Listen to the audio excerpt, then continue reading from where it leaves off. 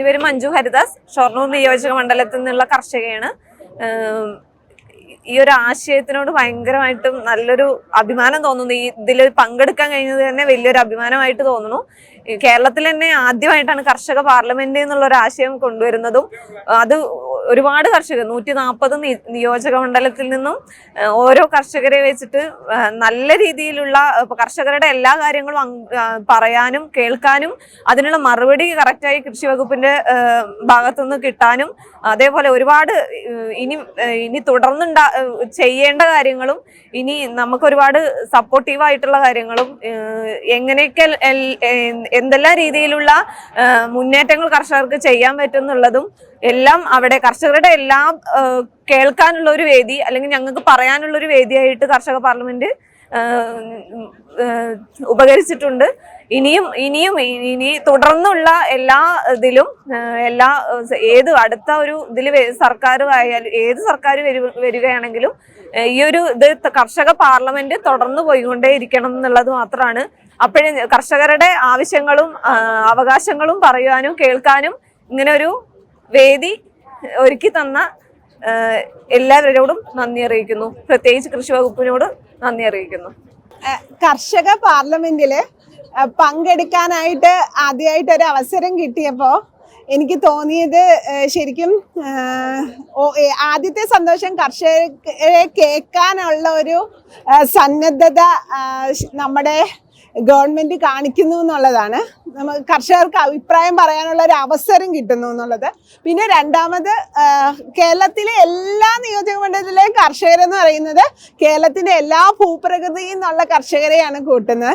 അപ്പോൾ ഓരോ കൃഷിയിടവും ഓരോ പോലെയാണ്. അപ്പോൾ എല്ലാ കൃഷിയിടത്തിലെയും പ്രശ്നങ്ങള് നല്ലത് ചീത്തത് എല്ലാം നമുക്ക് കൃത്യമായിട്ട് നമുക്ക് സഭയിൽ അതിനെക്കുറിച്ചിട്ട് സംസാരിക്കാനും എല്ലാ കർഷകർക്കും അതിൻ്റെതായിട്ടുള്ള രീതിയിൽ വിഷയങ്ങൾ ഉന്നയിക്കാനും ഒക്കെയുള്ള ഒരു അവസരം കിട്ടി. അതോടൊപ്പം തന്നെ ഓരോ മേഖല അനുഭവിക്കുന്ന പ്രശ്നങ്ങൾ, ഇപ്പം വന്യമൃഗശല്യം, മനുഷ്യ വന്യമൃഗ സംഘർഷം, അതുപോലെ കാലാവസ്ഥാ വ്യതിയാനത്തിൻ്റെ പ്രശ്നങ്ങൾ, അതോടൊപ്പം തന്നെ നെൽകർഷകർ അനുഭവിക്കുന്ന പ്രശ്നങ്ങൾ, സാമൂഹിക സാമ്പത്തിക രാഷ്ട്രീയ പാരിസ്ഥിതികമായിട്ടുള്ള പല തലത്തിലുള്ള വിഷയങ്ങളെ കുറിച്ചിട്ട് ചലനാത്മകമായിട്ടും ക്രിയാത്മകമായിട്ടും നമുക്ക് അവിടെ ചർച്ച ചെയ്യാനും പുതിയ പ്രതീക്ഷകളെ കർഷകർക്ക് ഉണർത്താനും ഉള്ള ഒരു അവസരമായിട്ടാണ് എനിക്ക് തോന്നിയത്. അതൊരു നല്ലൊരു നാളേക്കുള്ള ഒരു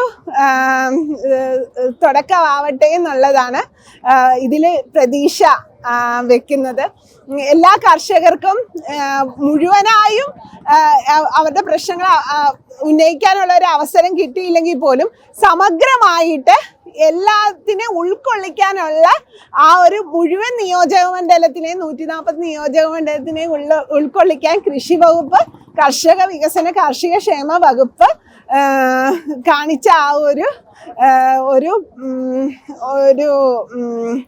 വളരെ പുത്തൻ പ്രതീക്ഷയുള്ള ഒരു പരിപാടിക്ക് എൻ്റേതായ രീതിയിലുള്ള സ്നേഹവും സന്തോഷവും നാളേക്കുള്ള എല്ലാ പ്രതീക്ഷകളും നന്മകളും അർപ്പിക്കുന്നു. സ്നേഹം, സന്തോഷം, നന്മകൾ.